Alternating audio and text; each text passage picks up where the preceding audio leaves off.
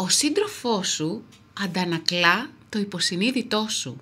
Ο σύντροφός σου αντανακλά αυτό ακριβώς που εσύ πιστεύεις για εσένα σε υποσυνείδητο επίπεδο.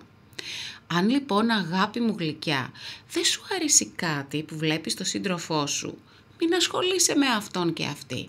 Πρέπει να ασχοληθείς με εσένα, να δεις εδώ μέσα τι εσύ πιστεύεις για τον εαυτό σου.